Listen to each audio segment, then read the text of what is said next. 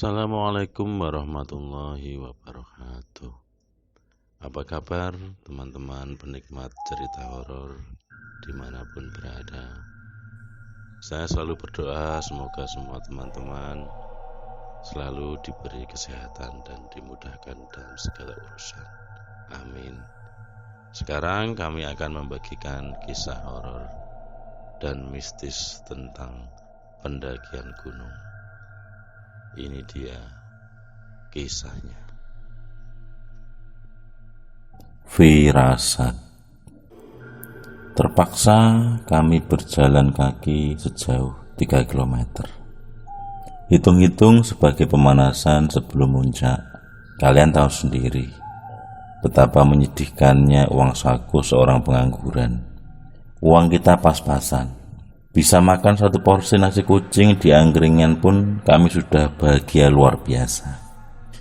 Tidak tahu kalau Ega, dia yang beberapa kali menunjukkan sikap yang tak elok. Apa dia bisa mengerti apa yang aku dan teman-teman rasakan? Atau malah dia hanya anak egois yang tak mau tahu perasaan orang? Entahlah, hanya Mulki yang mengenal betul karakter anak itu. Lantas, mengapa kita tetap melanjutkan perjalanan untuk mendaki? Disitulah seninya. Kita, aku, Yoyo, Gundil, Ibang, dan Mulkin, dan Kucai sudah sepakat ingin merasakan sedikit kepedihan hidup dari kegiatan-kegiatan pendakian yang kita lakukan. Supaya di masa depan kita bukan termasuk orang-orang yang cengeng. Kalau kata Gundil, hal ini sering ia sebut dengan filosofi kulit bangunan. Surya dari ufuk timur sudah bersiap akan menjalankan tugasnya. Udara panas khas kota Jogja perlahan mulai menyerang, menggerayangi kulit kami. Peluh tak terasa mulai bermunculan dari tempat peristirahatannya. Kami berjalan membuat barisan. Gundil berada paling depan, karena menurutku dialah yang paling tahu jalanan kota. Diikuti Yoyo, Kucai, dan Mulki yang memilih berjalan bergandengan dengan kekasihnya. Sial, terus saja mereka pertontonkan kemesraan. Aku yang jomblo bisa apa? Di belakang, sepasang kekasih yang sedang dimabuk cinta itu ada si anak bengal yang dari semenjak turun dari kereta tak henti-hentinya ia menghisap rokok sampai oksigen yang kuhisap bercampur dengan asap yang ditimbulkan darinya. Di belakangnya diikuti oleh Ibang dan aku yang berjalan berdampingan. Sampailah kita di ujung gang yang memotong jalan Tukangan menuju Jalan Abu Bakar Ali. Pelang bertuliskan Jalan Hansip Karnowaluyo terpampang menyambut kedatangan kami di ujung gang. Jembatan rel kereta api menghiasi pandanganku, mengingatkanku dengan jembatan rel kereta api yang ada di dekat stasiun Bandung. Gundil mengambil arah kiri, berjalan mengitari sebuah sungai. Masih lama enggak, Bang? Terdengar jelas teriakan Ega yang tepat berada di depanku. Gundil hanya memberi acungan tangan, lalu telunjuknya ia arahkan ke depan tanpa menoleh ke arah Ega, memberi isyarat kalau mungkin sebentar lagi kami sampai di Malioboro. Perlahan tapi pasti kami terus berjalan menyusuri jalan yang banyak sekali persimpangan. Aku tak yakin akan hafal dengan 1 kali kunjungan jika melihat banyaknya persimpangan seperti ini. Di Bandung pun sampai saat ini aku masih sering salah mengira jalan jika bertemu dengan persimpangan. Itu mungkin sebagian kecil dari risiko kota besar. Kami menyeberang untuk berjalan di samping kanan jalan, melewati sebuah bangunan yang dihiasi dengan banyak tangga dan motor-motor terparkir di dalamnya. Wow, ini parkiran. Keren. Aku sudah tak sabar ingin melihat seperti apa penampakan Malioboro yang melegenda itu. Tak afdol rasanya kalau kita ke Jogja, kita tidak mampir ke Malioboro. Itu kata teman-temanku yang sudah pernah melancong ke Jogja. Kulihat Gundil sedikit berlari, meminta kita berkumpul di dekat sebuah pos polisi yang ada di sebelah kanan jalan. Sini. Dari jauh Gundil memanggilku agar mempercepat langkah menghampirinya. Lihat tuh, aku memutar pandanganku menuruti arah yang ditunjuk Gundil. Tertulis pelang berwarna hijau, Jalan Malioboro. Dengan aksara Jawa di bawahnya. Oh, ini Jalan Malioboro itu, Dil. Dengan nafas yang sedikit terengah, Gundil hanya menganggukkan kepalanya. Aku takjub dengan apa yang sering aku lihat gambarnya di internet. Kini terhampar jelas di depan mata. Mungkin aku akan betah berlama-lama berada di sini. Mulki dan Desti berinisiatif sendiri menghampiri pelang legendaris itu. Mereka saling potret satu sama lain.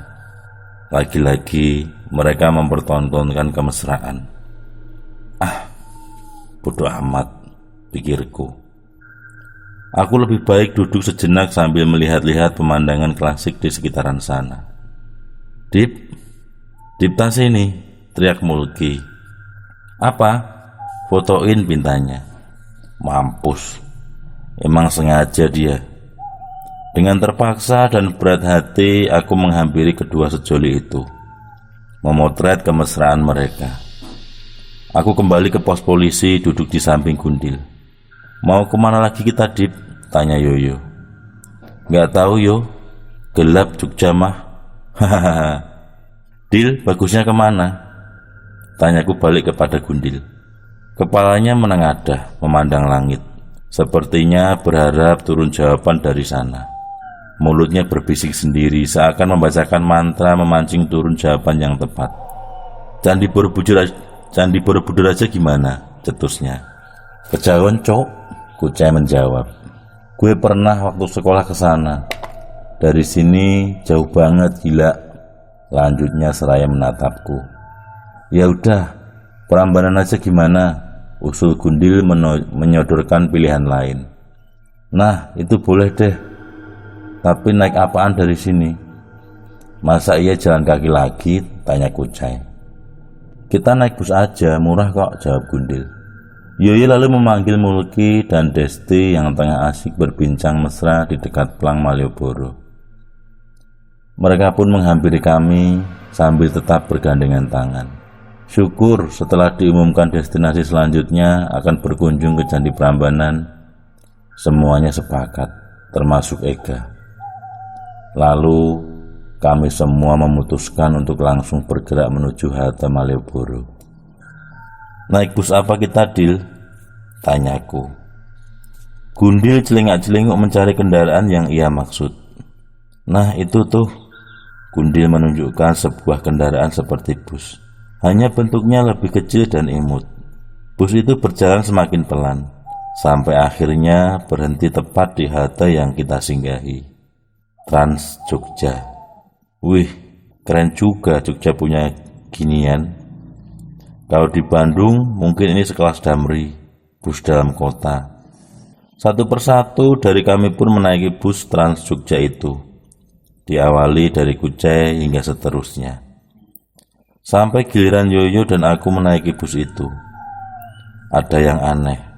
Ketika Yoyo melangkahkan kaki ke dalam bus, dia mendadak mengembalikan langkahnya kembali ke dalam halte, sehingga membuatku sedikit terkejut dan hampir menabrak tubuhnya. Kenapa, Yo? Ayo naik, kataku. Lu duluan deh, pintanya. Aku pun menyalipnya. Dia berhenti sejenak di dalam halte, sambil sesekali memainkan matanya ke bawah seraya menggelengkan kepala. Kenapa sih lu? Ayo naik. Aku menyembul dari pintu bus untuk menarik Yoyo ke dalam. Kami semua duduk di kursi yang sudah disediakan, meletakkan carrier tepat di depan kami. Di dalam kendaraan bagiku yang super nyaman itu, aku melihat raut muka Yoyo yang melukiskan kegelisahan. Coy, ngomong kenapa sih? Gelagat lu aneh dari tadi gue perhatiin. Paksaku yang sedikit kesal, karena aku tahu Yoyo tidak akan seperti itu kalau tidak ada apa-apa. Nggak apa-apa, Dip. Kita banyak-banyak doa aja deh. Semoga kita semua baik-baik saja, katanya. Aku tidak menimpalinya lagi, karena perhatianku teralih oleh obrolan Gundil sepanjang perjalanan.